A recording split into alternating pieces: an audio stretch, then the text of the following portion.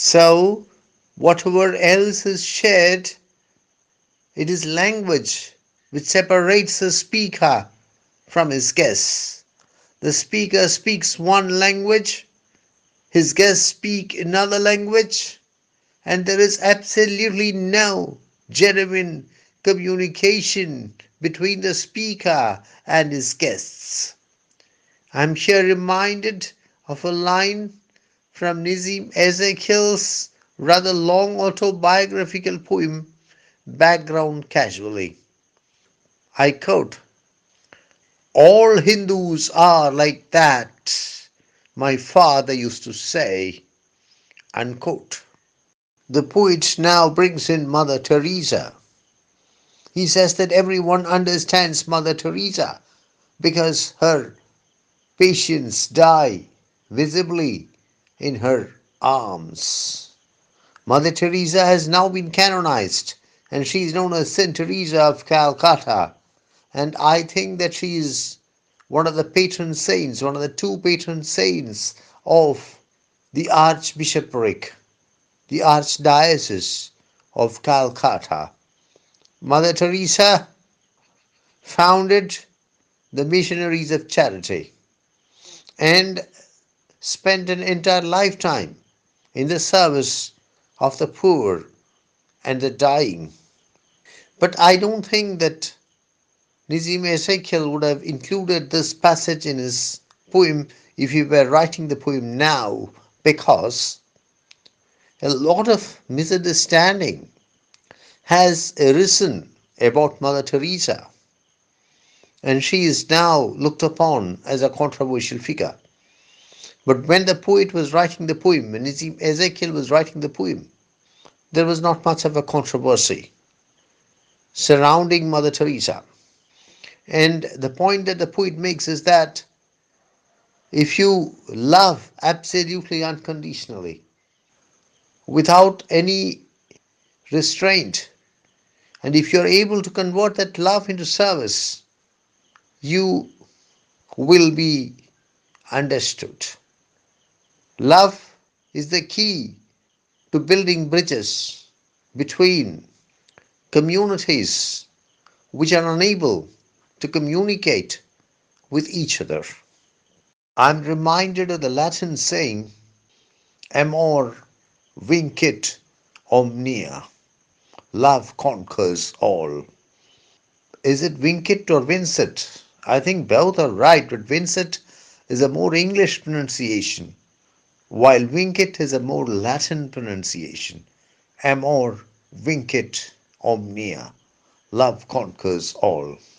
In the prologue to the Canterbury Tales of Geoffrey Chaucer, we have the prioress who leads a rather secular lifestyle, maintaining lapdogs, which she privileges over human beings, having a fancy rosary and a brooch on which are inscribed the words Amor vincit omnia.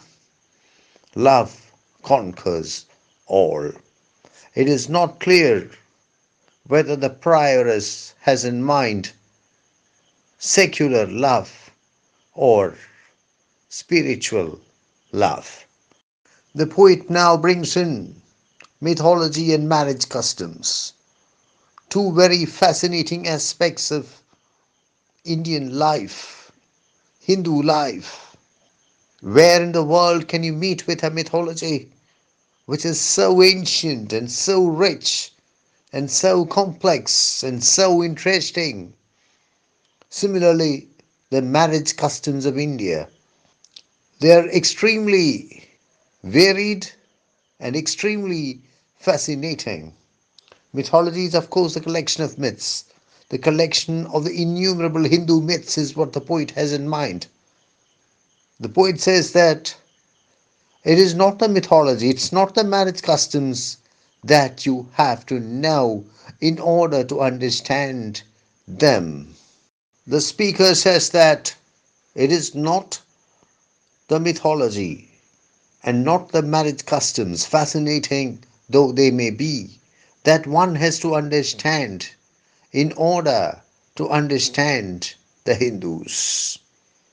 They have fascinating mythologies and fascinating marriage customs, but it is not enough to understand them. What has to be understood is the ability of the Hindu to pass through the eye of a needle to self forgetfulness. What Nissim Ezekiel has here in mind is probably the famous capacity for self effacement possessed by the Hindu.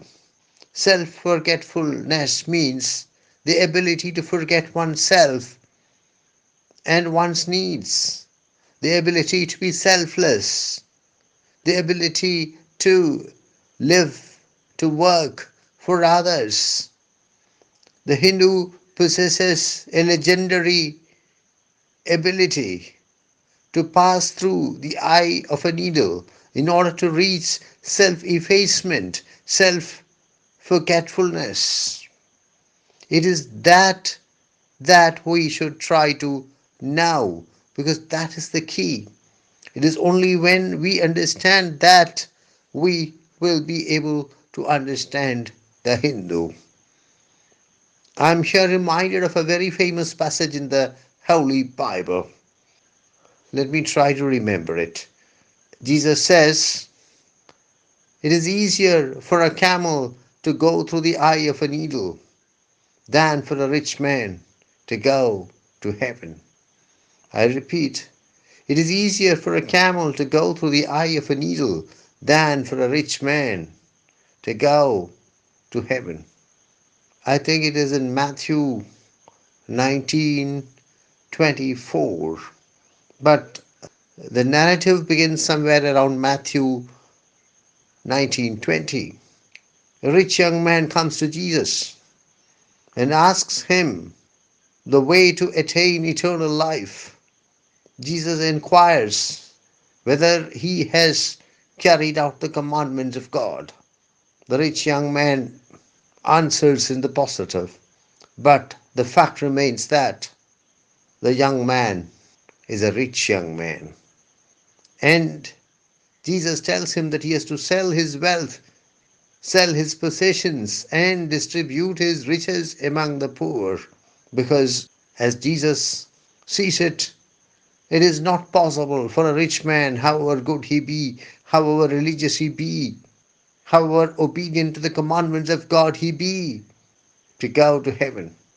And the narrative, which begins at Matthew 19:20, concludes around Matthew 19:24, when Jesus declares, "It is easier for a camel to go through the eye of a needle than for a rich man to go to heaven."